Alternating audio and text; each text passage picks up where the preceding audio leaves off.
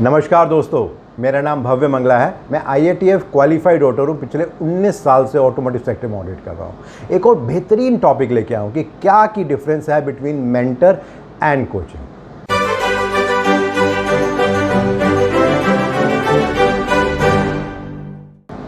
अगर हम अपने घर में देखें तो हमारे जो पेरेंट्स होते हैं, फादर मदर, दादा दादी, नाना नानी, वो हमेशा ही कुछ ना कुछ हमें ज्ञान देते रहते हैं। छोटे से लेकर बड़े होने तक हमेशा हमें सिखाते रहते हैं कि हमें क्या करना चाहिए, क्या नहीं करना चाहिए। ये है मेंटरिंग। हमें कोई आवश्यकता होती है किसी ट्यूशन की, तो हम मैथ्स की ट्यूशन लगाते हैं, फिज़िक्स, केमिस्ट्री या किसी और सब्जेक्ट की ट्यूशन लगाते हैं। तो हम एक टीचर के पास जाते हैं, वो हमें कुछ सिखाता है और उससे हमें वो नॉलेज आती है। ये है कोचिंग। मज़ेदार बात यह है कि दोनों ही इम्पॉर्टेंट है। कोचिंग भी इम्पॉर्टेंट है, मेंटरिंग भी इम्पॉर्टेंट है। और जब तक ये दोनों नहीं मिलते तब तक हमारी पर्सनल डेवलपमेंट और प्रोफेशनल डेवलपमेंट दोनों नहीं हो पाती। इसको अगर आसान शब्दों में कहा जाए कि दोनों एक तरह से रेल की पटरी की तरह हैं। जब हम उसका यूज़ करते हैं तो हम अपने टारगेट तक पहुंच पाते हैं, बट एक्चुअली में इसको हम मेंटरिंग मान सकते हैं, उसको कोचिंग मान सकते हैं। दोनों मिलते कभी नहीं हैं, बट इनका ओवरऑल ऑब्जेक्टिव एक ही है कि कैसे हम बेहतर हो सकते हैं। अगर हम प्रोफेशनल करियर के पर्सपेक्टिव से बात करें तो वहाँ भी कोचिंग और मेंटरिंग बहुत इंपॉर्टेंट है। अगर हमें एस्केलेट करना है अपनी ग्रोथ को तो उसके लिए बहुत ज़रूरी है। तो कुछ डेफिनेशंस हैं मेंटरिंग की, कोचिंग की, कोच की, मेंटर की, उसको डिस्कस करते हैं। तो सबसे पहले बात करते हैं मेंटरिंग की। जब हम मेंटरिंग की बात करते हैं तो उसका मेन ऑब्जेक्टिव हमारा ये है कि मेंटर एक ऐसा आदमी होता है जो कि शेयर करता है अपनी नॉलेज, अपनी स्किल, अपना एक्सपीरियंस, जिससे कि जो दूसरा आदमी है उसको मदद मिलती है कि वो किस तरीके से उसे सीख सके और बेहतर हो सके। जो कोचिंग की डेफिनेशन है वो काफ़ी कुछ सिमिलर है, लेकिन थोड़ा सा डिफरेंस है। जो कोच होता है उसका मेन काम होता है गाइडेंस देना अपने क्लाइंट को या किसी और आदमी को, जिससे कि वो अपना गोल और या वो अपने पोटेंशियल को अचीव कर सके। अब एक और डेफिनेशन दी है कोच की। जो कोच होता है वो एक ऐसा आदमी होता है जिसको खास तरह की ट्रेनिंग दी जाती है। जैसे कि सपोज़ कर लीजिए, हम बोलते हैं कि किसी को एक खास स्किल सिखाई जा रही है। सपोज़ कर लो, हम बोलते हैं कि किसी को किस तरह से इंजेक्शन लगाना है, वो एक स्किल है। किस तरीके को एक पीस को काटना है, वो एक स्किल है। उसी तरह से जो कोचिंग है वो एक स्किल है जिसको सिखाया जाता है, और उसको सीखने के बाद वो हेल्प करता है किसी और को कि वो अपने गोल को अचीव कर सके। जबकि हम बात करते हैं जब मेंटर्स की, तो मेंटर के लिए बहुत ज़रूरी नहीं है कि उसको कोई फॉर्मल कोई ट्रेनिंग मिले, और उसका मेन फोकस होता है कि किस तरीके से जो उसने लाइफ में सीखा है वो किस तरीके से दूसरे को बताए और उसको हेल्प करे कि वो उसको अचीव कर सके। अब बात करते हैं कुछ की डिफरेंस कि क्या डिफरेंस होता है कोचिंग में और मेंटरिंग में।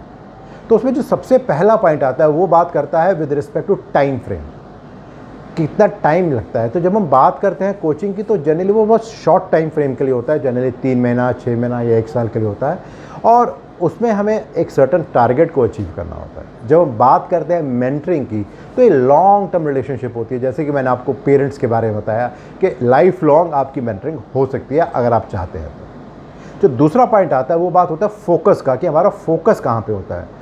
जब हम कोचिंग की बात करते हैं तो मेन फोकस होता है कि जो हमारी परफॉर्मेंस है उसको हम कैसे इंप्रूव कर सकते हैं जहाँ पर हम काम कर रहे हैं। से फॉर एग्जांपल एक सेल्स के आदमी को कोई कोचिंग दी जा रही है कि किस तरीके से आने वाले 1 साल के अंदर वो अपनी सेल्स की परफॉर्मेंस को 10% बढ़ा सकता है। तो एक स्पेसिफिक फोकस हो गया। बट यहाँ पर जब हम बात करते हैं मेंटरिंग की तो ये ओवरऑल डेवलपमेंट के बारे में होती है कि वो जो पर्सनल है, चाहे वो कंपनी में काम करता है या वो कहीं और जगह पे रहता है, वहाँ पे किस तरीके से उसे ग्रूम किया जाए, कैसे उसे डेवलप किया जाए। से फॉर एग्जांपल हम बात करते हैं कि हम सोचते हैं कि किसी एक एम्प्लॉय को आने वाले 3 से 5 साल में लीडरशिप के लिए हमें ग्रूम करना है, तो वहाँ एक मेंटरिंग की बात आती है।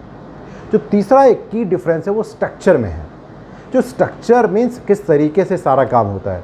तो जो कोचिंग का जो स्ट्रक्चर होता है वो बहुत ही सिस्टमेटिक तरीके से, बहुत प्लान्ड वे में उसकी मीटिंग होती है। मे बी हर वीक होगी या 15 दिन या महीने में होगी।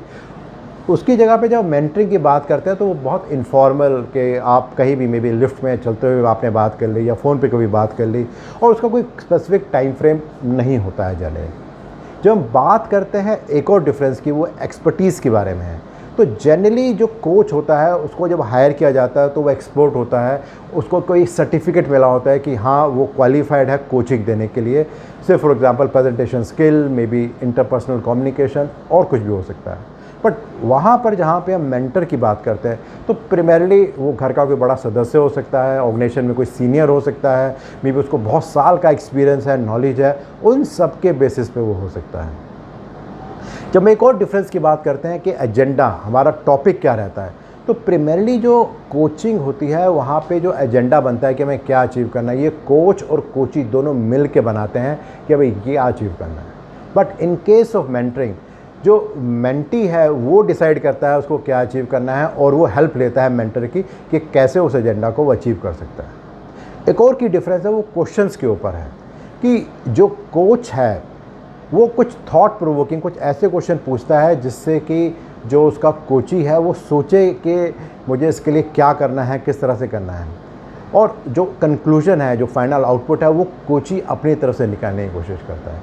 जैसे कि आप किसी साइकोलॉजिस्ट के पास जाते हैं तो वहाँ पे साइकोलॉजिस्ट बहुत सारे सवाल आपसे नहीं करता, वो कुछ सवाल करता है, फिर मौका देता है आपको कि आप सोचें और आप आंसर दें कि क्या सही है और क्या गलत है।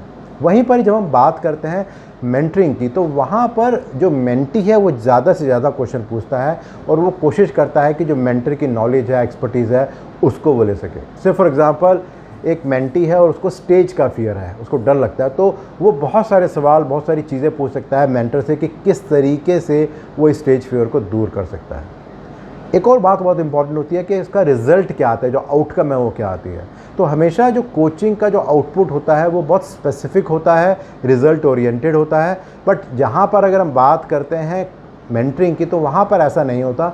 वहाँ पर जो भी रिज़ल्ट आता है वो ओवरऑल डेवलपमेंट के बारे में होता है कि किस तरीके से हम परफॉर्मेंस को या बिहेवियर को इम्प्रूव कर सकते हैं। अगर बात करें कुछ इंडस्ट्री के चैलेंजेस के बारे में, तो सबसे पहला चैलेंज तो यह है कि बहुत कम ऑर्गेनाइजेशंस हैं जहाँ पर मेंटरिंग का या कोचिंग का कॉन्सेप्ट है।